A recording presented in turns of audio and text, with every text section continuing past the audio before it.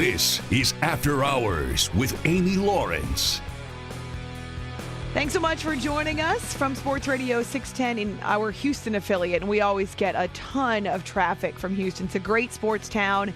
And even though the Texans aren't still standing, they are excited to host Super Bowl 51. Hasn't been here since Patriots and Panthers 13 years ago. We'll see if that bodes well for New England. It's After Hours with Amy Lawrence on CBS Sports Radio. Trust the professional parts people at O'Reilly Auto Parts to help you choose the brakes that are an exact fit for your vehicle. Brands you trust like Brake Best and Wagner Thermal Quiet. O'Reilly Auto Parts has the brake parts you need at guaranteed low prices. O'Reilly Auto Parts, better prices every day. She was by far the woman who was attracting the most attention on Radio Row Tuesday afternoon. She was wearing her blue NASA jumpsuit, and random people were walking up Jessica Meir to ask her to take a picture, and I kept hearing people ask, "Have you been to the moon?" And so we managed to snag a couple of minutes with her. First time I've ever spoken to an astronaut, and it was awesome. So Jessica Meir, who is a Caribou, Maine native. Really cool. We have that in common. I asked her what it was like for someone who's based there in Houston to now have this major event in the city, and whether or not they even notice if they're not part of the football fraternity. Yeah, so NASA's actually located quite a distance, about a half-hour drive to our south. So, when we are there at the NASA Johnson Space Center, we're not really that close to the Super Bowl entity down here, but I actually live downtown, so I'm a little bit closer to it, and I commute down there. So I think it's a great, it's a great community event. Like, it's great to bring all of this notoriety to Houston, really, and hopefully to remind people that the NASA Johnson Space Center here is here too. So we're hoping to collaborate as much as we can. So you and I have in common that we are both New England natives. That's right. So I grew up in backwoods of Concord, New Hampshire, but your Caribou, Maine is a little more backwoods even than that. How does a girl, I'm assuming that you got interested when you were younger, a girl from Caribou, Maine get interested in working for NASA or just in general in space? I started saying I wanted to be an astronaut when I was 5 years old, so I don't know exactly what it was. I think, there were a lot of space shuttle missions that were televised in the media. You probably remember that, seeing it all the time on TV when we were growing up. And I also loved science, and I loved nature and being outside. And I grew up in such a small town that the stars were really incredible up there, so maybe that had something to do with it. There wasn't one particular event that I really remember, but I guess I said it my whole life since I was 5 years old. So what's the process? Because you have a lot of education that wasn't necessarily about space shuttle or space travel. Right. Yeah. So the interesting thing is that in our office, we come from a diversity of backgrounds. So I'm a scientist, but in my class, there are 8 of us total. There's an Army helicopter pilot. There are Navy and Marine jet pilots. There's medical doctor. There's an electrical engineer, a space scientist, an Air Force flight test engineer. So we really represent all these different backgrounds. The thing that we have in common is a degree in one of the STEM fields. So science, technology, engineering, math, one of the hard sciences. And aside from that, there are all these different paths toward the eventual, the dream that was all of our dream in becoming an astronaut. So it's really nice, I think, that we're not all just this one stereotypical mold anymore that people kind of think of when they think of the early astronauts. And I think, when you have a team made up of all these different personalities and individuals, that's the best way to really do something amazing and really solve a problem, because everybody brings something different to the table. What would be your role? Let's say that you get the call. I don't even know how this works. Maybe it's like the Hall of Fame where guys are sitting around waiting for a call. You made it.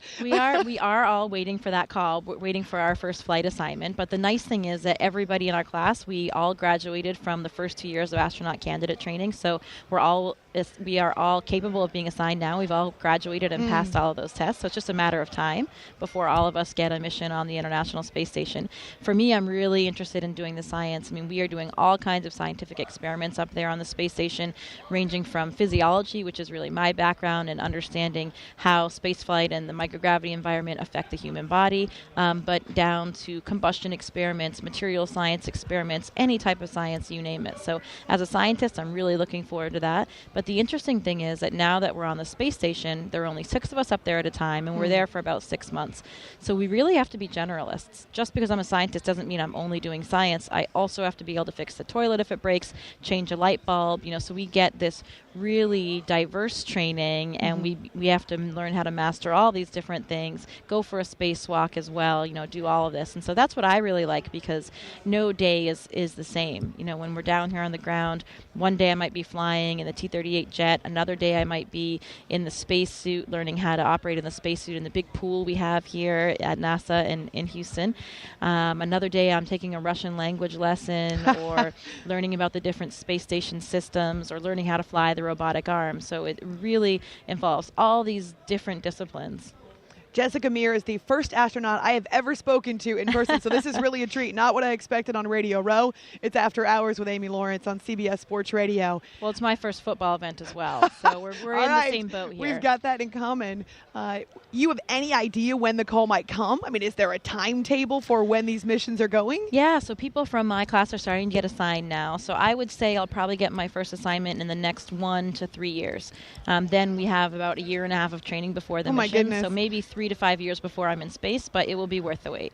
How long are you up there when you go? Typical mission is 6 months. So we rotate. So it's the International Space Station. We're up there. It's not just NASA, but also with the Russian Space Agency, the Canadian, Japanese, and European space agencies as well. So, for example, right now we have a crew of 6. We have 2 Americans, 1 French astronaut, and 3 Russian cosmonauts.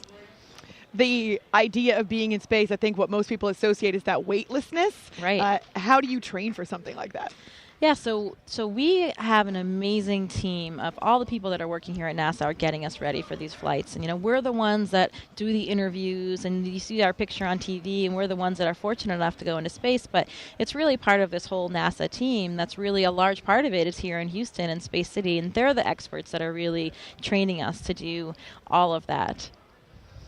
How much fear is there associated with it, considering that it's something that there have been accidents, there have been really high-profile explosions. I mean, for a while, even NASA had gotten away from the space travel and kind of changed their focus of space travel. Yeah, so we didn't really get away from space travel. We did retire the space shuttle in 2011, but we've had this continuous presence on the space station for over 16 years now. So I think maybe some of the coverage changed in the media, so people weren't necessarily aware of everything that we were doing. But the fear, I think it also goes back to the training that we were talking about. We are so well trained for everything that we do.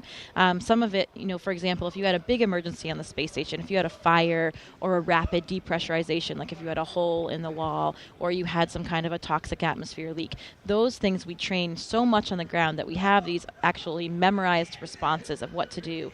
And we're so well trained that just kicks in immediately. And so I think there isn't even time, you want to remove that emotional response. And so I think for most of us, since we have that high level of training and then we have these experiences and also in our backgrounds as well that have really prepared us for it, that hopefully, that doesn't really have to be part of it anymore.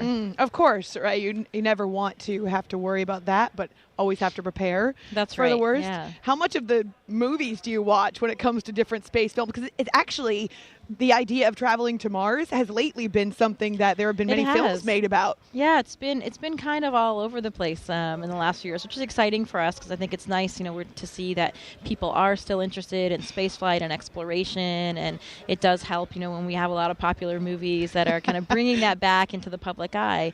We're open to the public. We have tours. We're giving tours all the time, so I totally invite people to come down to the Johnson Space Center, and we'll show you around and show you what it's really like. But we do watch the movies as well. I really like The Martian. I read the book first, of course. The book's better.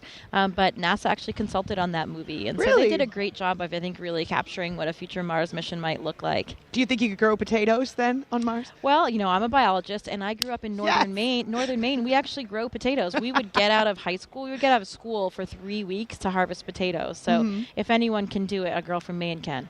She is an astronaut, Jessica Meir, spending a couple of minutes with us here on CBS Sports Radio. Okay, so I was kind of taking a foray into your world, of which I know nothing about. What do you know about football? Well, actually, in my small town in northern Maine, we didn't even have a football team. So I know, embarrassingly, I don't know all the details, but I'm from New England, and New England is in the Super Bowl this year. So how are exciting you a Patriots is this? fan then? Absolutely, of course, of course. I mean, a girl from New England, right? And last time the Patriots were played here in 2004, they won, right? Now, see, look at you. I feel like you prepared for this, for whatever football questions you might get here on Radio Row. So when you're talking to people and you're wandering around Radio Row, how often are you asked, have you been to the moon? Because I heard some fan ask you that Right. when he was walking by. Yeah, we get asked some pretty amazing questions. Like what else? Give me some sometimes. examples. So I once was asked what it was like to touch Saturn's rings. No. So pretty spectacular. Yeah, pretty What did you spectacular say? stuff. I hope that you said it was amazing. Well, yeah. Amazing. Phenomenal. Last thing before I let you go. As someone who works in sports radio, I'm used to 95% listenership is men, 95% of my colleagues men. How is the balance in the space program? Well, it's really exciting for us in my class. Like I mentioned, there are 8 of us in the newest class that we started in 2013, and we're 50% women.